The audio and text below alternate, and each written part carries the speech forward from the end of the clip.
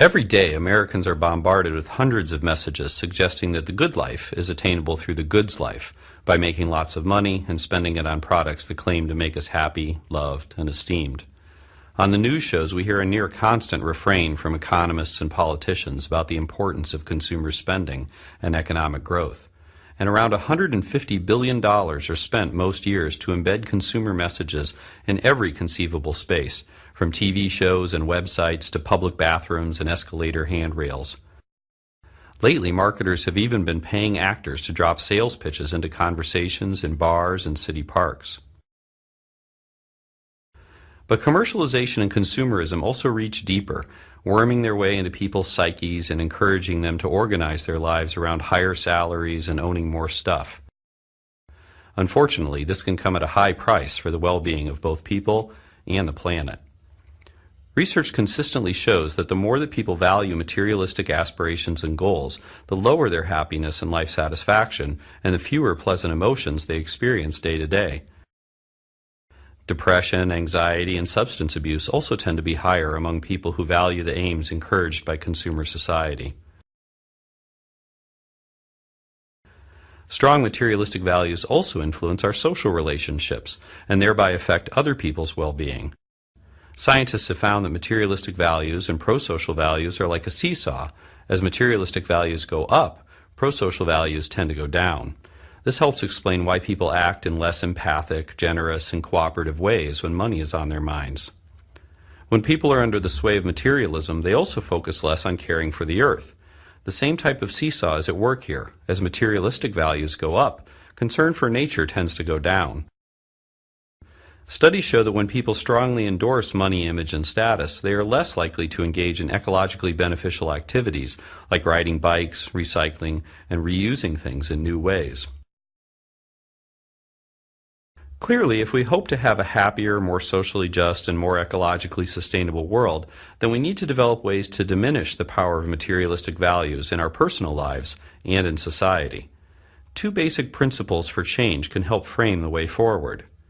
First, we need to understand what causes people to prioritize materialistic values.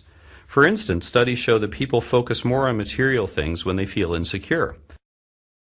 So instead of buying a new handbag or power tool the next time you've had a blow to your self-esteem, consider a different coping strategy, like spending time with friends or taking a walk outside. Scientists also know that the more that people are exposed to the media, the more they prioritize materialistic values. A couple of ways to diminish the onslaught of consumer messages are to use ad block to hide ads on the internet or to hit mute when commercials play on TV.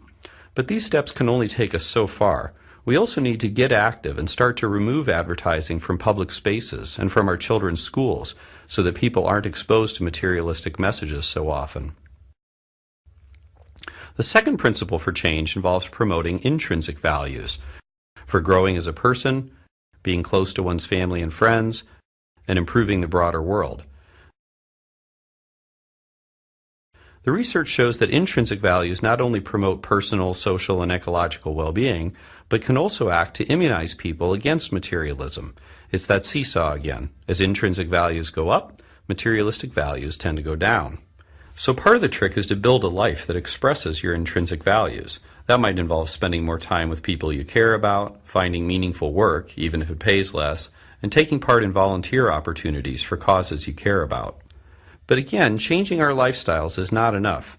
We also need to advocate for policies that promote intrinsic values. For example, countries like France and Bhutan have recognized that they can't only focus on GDP and other measures of economic growth. Now they are starting to regularly assess citizens' well-being and sense of connection to their communities so as to develop policies that truly encourage these intrinsic values.